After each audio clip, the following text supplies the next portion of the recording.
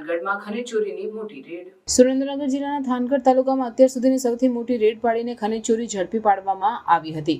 ચોટીલાના deputy collector એચ.ટી. Makwana અને તેમની ટીમે મંગળવારની વહેલી સવારે અચાનક થાનગઢ તાલુકાના જામવાડી અને ભડુલા ગામ વિસ્તારમાં આશરે 247 થી વધુ ગેરકાયદેસર ખનીજ કાઢતા કુવાઓ પર રેડ કરી હતી, જેમાં 3226 જેટલો કાર્બોસેલનો જથ્થો તેમજ ખનીજ કાઢવાના સાધનો સહિત કરોડો રૂપિયાનો મુદ્દામાલ મળી આવતા જપ્ત કરવામાં આવ્યો હતો. કુવામાં ઉતરેલા 6 જેટલા મજૂરોના રેસ્ક્યુ કરવામાં આવ્યા હતા.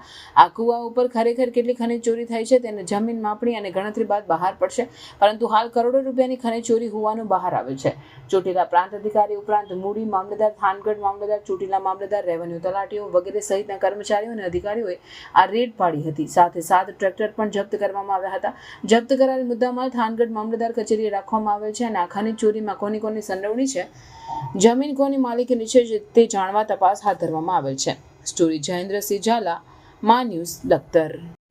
આજે સવારે થાનગઢ તાલુકાની અંદર જે ભડુલા અને જામવાડી જે ગામ આવેલા છે ત્યાં જે ગેરકાયદેસર કાર્બોસેલનું જે ખનન થતું હતું, ત્યાં અમારી નાયબ કલેક્ટર પ્રાંત ચોટીલાની ટીમ, મામલતદાર મૂળી, થાનગઢ અને ચોટીલા અને તમામ નાયબ મામલતદાર, રેવન્યુ તલાટી સાથે મળીને સંયુક્ત રીતે રેડ પાડવામાં આવેલી હતી. અને આ રેડ દરમિયાન છે એ લગભગ 150થી પણ વધુ જે લાઈવ કૂવા છે કાર્બોસેલના ખનન માટે એ મળી આવેલા છે.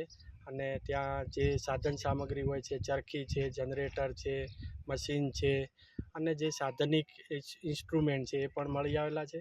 તમામે તમામ જે જથ્થો છે એ જથ્થો જપ્ત કરી અને આગળની કાર્યવાહી ચાલુ છે. હાલ આ તમામ જથ્થો છે એ જથ્થાને મામલતદાર કચેરી થાનગઢ ખાતે લઈ જવામાં આવ્યું છે.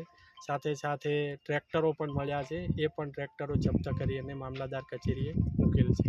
સાહેબ, કેટલા માણસોને રેસ્ક્યુ કર્યા છે?